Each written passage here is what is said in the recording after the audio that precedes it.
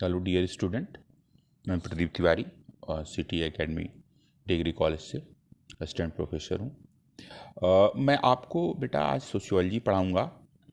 Sociology में जो इस समय आपके सेकंड जो थिंकर्स हैं वो हैं एस.सी. दुबे साहब। अब तक फर्स्ट यूनिट में आपने पहले थिंकर को पढ़ा जिनका नाम था एम.एन. श्रीनिवास। एम.एन. श्रीनिवास को आपने पढ़ा। उनका वेस्टर्नाइजेशन, सेकुलराइजेशन, संस्कृताइजेशन और डोमिनेंट कास्ट, ये चार जो टॉपिक थे उसको हमने कवर अप किया। अब इस टॉपिक में हम आपको एस.सी. दुबे के बारे में बात करेंगे कि एस.सी. दुबे ने एस.सी. दुबे की स्टडी क्या है और किस बारे में उन्होंने बात की है, उसके बारे में हम जानेंगे, हैं बेटा। तो एस.सी. दुबे के बारे में हम बात करेंगे। एस.सी. दुबे जो थे वो क्या कहते हैं, इंडियन थिंकर थे और उन्होंने भारतीय गांव पे अपनी स्टडी की है। इंडियन विलेज पे उन्होंने अपनी स्टडी की है। इंडियन विलेज में उन्होंने बताया है कि भारतीय गांव कैसे होते हैं, क्या होते हैं, है ना, और उसमें क्या क्या होता है, उसी के बारे में स्टडी हम करेंगे। तो पहला जो उनका टॉपिक है वो है इंडियन विलेज, यानी भारतीय गांव, है ना। तो उसी के बारे में हम आज स्टडी करेंगे, ठीक है बेटा। तो पहले हम जान लें कि एस.सी. दुबे का जन्म कहाँ हुआ था। S C. Dubey was born in 1922 in Chhattisgarh. पहले ये मध्य प्रदेश में था लेकिन वर्तमान में ये छत्तीसगढ़ में है। तब छत्तीसगढ़ 2000 में स्टेट बना, इसके पहले वो मध्य प्रदेश में था। तो 1922 में 1922 में ये छत्तीसगढ़ में पैदा हुए, ठीक है बेटा। दुबे ने स्टडी की। Dubey cried up the research on the transfer agriculture Kumar tribe of Chhattisgarh and road the first book called the Kumar, है ना। इन्होंने कमार ट्राइब का अध्ययन किया, स्टडी की कमार ट्राइब्स पे। इनका जो शोध का विषय था, रिसर्च का जो विषय था वो था, रिसर्च का जो सब्जेक्ट था वो था कमार। कमार एक ट्राइब्स है जो छत्तीसगढ़ में पाई जाती है और उसी की इन्होंने फर्स्ट टाइम स्टडी की। अब बहुत ही इंपॉर्टेंट है कमार, बार बार एग्जामों में पूछा जाता है। आपके एग्जाम में 100% आएगा एमसीक्यू में कि कमार ट्राइब की स्टडी किसने की, तो आप एस.सी. दुबे देंगे, है ना। एस.सी. दुबे ने कमार ट्राइब की स्टडी की थी, बहुत ही फेमस। और इन्होंने पहली जो बुक लिखी थी 1955 में, वो कमार पे ही लिखी थी इन्होंने। पहली द कमार इनकी पहली बुक थी। SC. Dubey road the following book, है ना। कमार पहली बुक थी। इसके बाद हम और भी उन्होंने जो बुक लिखी है उसके बारे में हम जानेंगे। तो एस.सी. दुबे ने जो बुक लिखी है the Kamar, Indian village, Indian changing village, modernisation and development, Indian society, है ना, ठीक है बेटा। ये 5 इनकी बुक बहुत ही फेमस हैं। उसमें द कमार बहुत फेमस है, इंडियन विलेज बहुत फेमस है, इंडियाज चेंजिंग विलेज बहुत फेमस है, modernisation and development, Indian society, ये बहुत ही फेमस बुक है। उसमें द कमार और इंडियन विलेज बहुत बार एग्जामों में पूछी जा चुकी है और पूछी जाएगी, ठीक है बेटा। अब आगे बात हम करते हैं एस.सी. दुबे की। एस.सी. दुबे भारतीय समाज के जो थे वो स्ट्रक्चर फंक्शनलिज्म यानी स्ट्रक्चर पर्सपेक्टिव के विचारक थे, थिंकर्स थे, है ना। मतलब भारतीय जो उनका संरचनात्मक प्रकारवाद की बात वो करते थे, जैसे रेडक्लिफ ब्राउन, नाडेल साहब और क्या कहते हैं मैनोलॉस्की, इन्होंने ये सब, मर्टन, संरचनात्मक प्रकारवाद फंक्शनलिज्म थे। वैसे इंडियन सोसाइटी में इंडियन जो थिंकर्स थे, एस.सी. दुबे संरचनात्मक प्रकारवाद, स्ट्रक्चरल फंक्शनलिज्म पर्सपेक्टिव अप्रोच की इन्होंने अपनाया था। तो पूछा जाता है कभी कभी एग्जाम में, स्ट्रक्चरल फंक्शनलिज्म, संरचनात्मक प्रकारवाद, जो कौन से विचारक जो इंडियन थिंकर्स हैं जो संरचनात्मक प्रकारवाद को यानी स्ट्रक्चरल फंक्शनलिज्म को क्या करते हैं, सपोर्ट करते हैं, ठीक है। तो आप एस.सी. दुबे का नाम ले सकते हैं, ठीक है, ओके बेटा। और due adopt use approach in village study, है ना। दुबे जे mainly know for his village study, यानी ये जाने जाते हैं किसके लिए, ये जाने जाते हैं विलेज स्टडी के, गांव के अध्ययन के लिए ये जाने जाते हैं दुबे साहब, ठीक है बेटा। ठीक है। दुबे गांव के अध्ययन के लिए जाने जाते हैं और दुबे ने गांव के अध्ययन के परिप्रेक्ष्य में उन्होंने क्या बात की है, टू पर्सपेक्टिव की बात करते हैं। अपनी स्टडी में जो गांव की उनकी स्टडी है उनमें टू पर्सपेक्टिव की बात करते हैं, Indian village distinct unit and with other areas and small unit. कहने का मतलब भारतीय गांव एक विशिष्ट इकाई के रूप में अन्य क्षेत्रों के साथ एक छोटी सी इकाई के रूप में, यानी भारतीय जो भारतीय गांव है एक पूरी यूनिटी है, एक इकाई है। उस गांव को अगर हम समझ लेंगे तो पूरी यूनिट है, एक इकाई है। मतलब जैसे ह्यूमन बॉडी पूरी एक यूनिट से जब ह्यूमन बॉडी को हम समझ लेते हैं, मनुष्य के पूरी बॉडी को समझ लेते हैं तो किन किन छोटे छोटे सेलों से मिलकर बनी है, तब हम ह्यूमन बॉडी को हम जान पाते हैं। उसी तरह भारतीय गांव पूरी एक यूनिट है ना, छोटे छोटे सेलों से मिलकर बनी है। मतलब कल्चर हैं, वो सामाजिक स्तर है उनका, उनके फोक वेज, मोरेज, धार्मिक स्तर कैसा है, संगठन उनका कैसा है ना, पूरी एक इकाई है। जैसे बॉडी छोटी छोटी इकाइयों से मिलकर बनी, तभी तो हम कहते हैं कि ह्यूमन बॉडी है। उसी तरह भारतीय गांव एक इकाई के रूप में उन्होंने स्टडी की और बताया क्या उन्होंने, अन्य क्षेत्रों के साथ छोटी इकाई के रूप में, यानी अन्य क्षेत्रों से भी उनका संबंध है। ठीक है बेटा, एक स्मॉल यूनिट के रूप में। ठीक है। Due road the important books Indian village in 1955, है ना। तो इन्होंने जो बुक लिखी, इंपॉर्टेंट जो बुक थी, बहुत ही फेमस है, उसका नाम है इंडियन विलेज।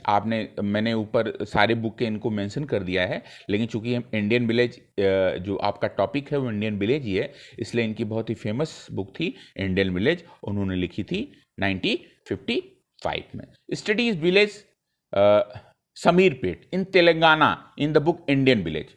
ठीक है ना। इन्होंने जो है जो स्टडी की थी इंडियन विलेज की, वो तेलंगाना की थी इन्होंने।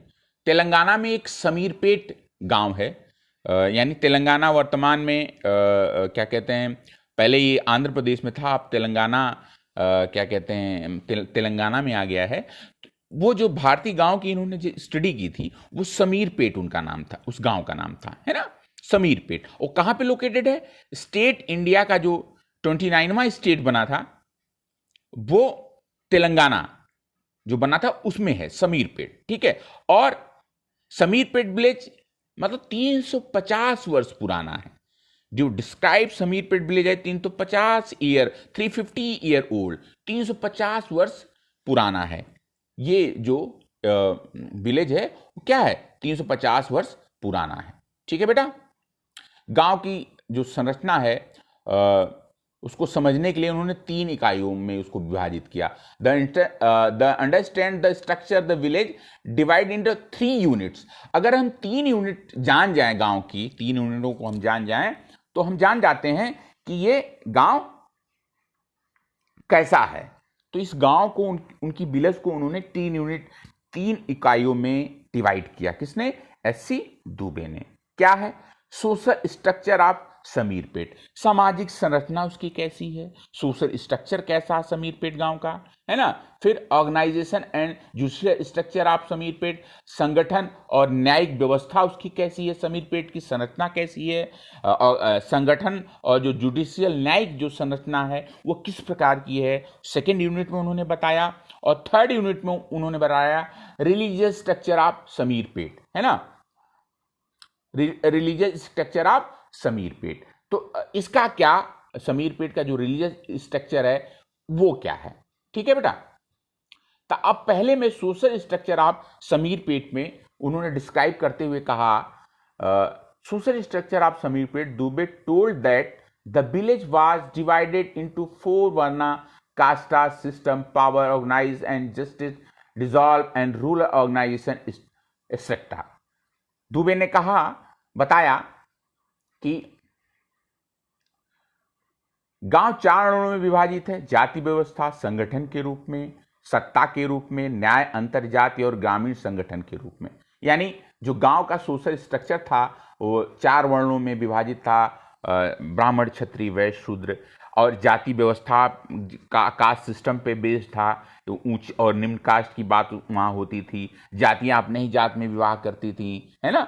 तो इस आधार पे अंतरजातीय विवाह, नहीं अंतःजातीय विवाह, इंडोगैमी मैरिज हुए थे, होते थे, अंतःजातीय विवाह होता था, है ना, बाहरी जात में विवाह नहीं होता था। ठीक है बेटा, तो सोशल स्ट्रक्चर इनका ऐसा था। उच्च और निम्नता की बात की, शुद्ध अशुद्ध की बात की गई। जो ट्रेडिशनल सोशल सिस्टम है, भारतीय सामाजिक व्यवस्था, जो इंडियन ट्रेडिशनल सोशल सिस्टम है, उसी पे समीरपेट गांव आधारित था, बेस्ड था, है ना। तो सोशल स्ट्रक्चर उनका ऐसा था, है ना, समीरपेट गांव का। ये कहते हैं एस सी दुबे साहब, समीरपेट गांव का सोशल स्ट्रक्चर कैसा। वर्तमान में जो ट्रेडिशनल सोसाइटी भारतीय गांव की है, उससे ही मिलता जुलता था। अब तो चीज़ें चेंज हो रही हैं, जो मॉडर्नाइजेशन के कारण गांव में बहुत सारी चीज़ें चेंज हो चुकी हैं, लेकिन जो ट्रेडिशनल इंडियन सोसाइटी थी, वैसा सोशल स्ट्रक्चर आधारित था गांव का।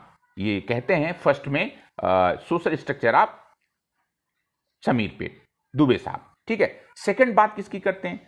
सेकंड बात करते हैं organisation and judicial structure of Shamirpet. The highest position and village was that of the head which was called Deshmukh.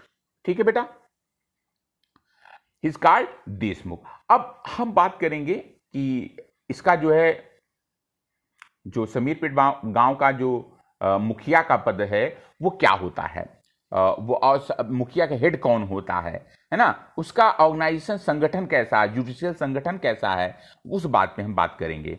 जैसे वर्तमान में लोकतंत्र में बात होती है ना कि कौन सा संगठन है, कैसा संगठन है, लोकतंत्र में कैसी सरकार चल रही है, और क्या कहते हैं, सरकार में कौन कौन लोग हैं, है ना। तो उस आधार पे वहाँ का संगठन व्यवस्था कैसी है समीरपेट गांव की, वो बात हम करेंगे। किसमें कि ऑर्गेनाइजेशन ऑफ जुडिशियल स्ट्रक्चर। ठीक है, क्या है जुडिशियल स्ट्रक्चर, उसका क्या है ना। देशमुख यूज, उसका जो मुखिया होता था उसको हम कहते थे देशमुख, यानी गांव का जो मुखिया होता था वो देशमुख होता था। उसके अलावा पटवारी और अन्य लोग मेंबर होते थे, लेकिन जो हेड होता था वो मुखिया होता। Deshmukh use the all the work of panchayat, है ना, पंचायत के सारे कार्य देशमुख करता था और वो हेड होता था, है। और मुखिया का पद जो होता था, जो मुखिया का पद है वो क्या होता था, वो जेनेटिक होता था, वंशानुगत पद होता था मुखिया का था। ठीक है बेटा, तो चाहे वो सोशल हो, the head of social economic culture decisions were take by the village. वो जो क्या कहते हैं मुखिया के सारे कार्य जो गांव का होते थे, वो चाहे सोशल हो, सामाजिक कार्य हों, चाहे कल्चरल कार्य हों या सांस्कृतिक कार्य हों, जिसे, है ना, या आर्थिक इकोनॉमिक कोई लैंड पे विवाद हो, है ना, या सामाजिक में कोई किसी जात अंतरजातीय विवाह कर लिया हो, है ना, या कोई भी झगड़े लड़ाई की बात हो, कोई भी ऐसी दिक्कत आए, तो मुखिया जो पंचायत बुलाता था, उस पंचायत का वो हेड होता था और वो उसके द्वारा उस पर डिसीजन दिया जाता था, निर्णय दिया जाता था, और इसी प्रकार वो गांव की व्यवस्था चलती थी। जैसे वर्तमान में जुडिशियल है ना हमारे यहाँ डेमोक्रेसी सिस्टम में कि क्या जजेज होंगे, और क्या कहते हैं डिस्ट्रिक्ट न्यायालय होगा, इसके बाद हाई कोर्ट होगा, फिर सुप्रीम कोर्ट होगा। उसी प्रकार गांव में क्या है, पंचायत ही सब कुछ होती थी, है ना, ट्रेडिशनल इंडियन सोसाइटी में। ठीक है, और क्या है, वो जो भी डिसीजन क्या कहते हैं दे देता था मुखिया, वो सर्वोपरि होता। आज भी देखिए खाप पंचायतें, पश्चिमी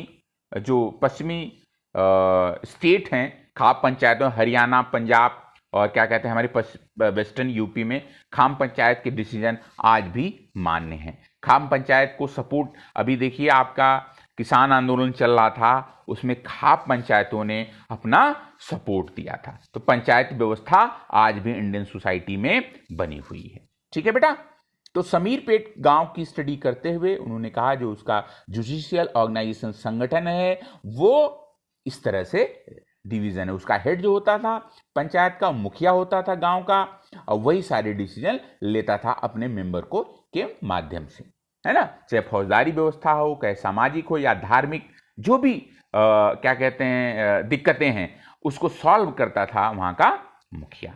ठीक है बेटा। अब लास्ट जो आता है समीरपेट गांव में, वो है रिलीजियस स्ट्रक्चर ऑफ समीरपेट, है ना।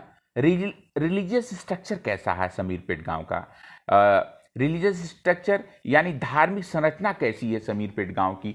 समीरपेट गांव की धार्मिक संरचना जो है वो ये है कि जो गांव है वो ईश्वर में विश्वास करता था। जो ट्रेडिशनल व्यवस्था हमारी है, जो परंपरागत सामाजिक व्यवस्था है भारतीय संस्कृति की, उसमें विश्वास करता था।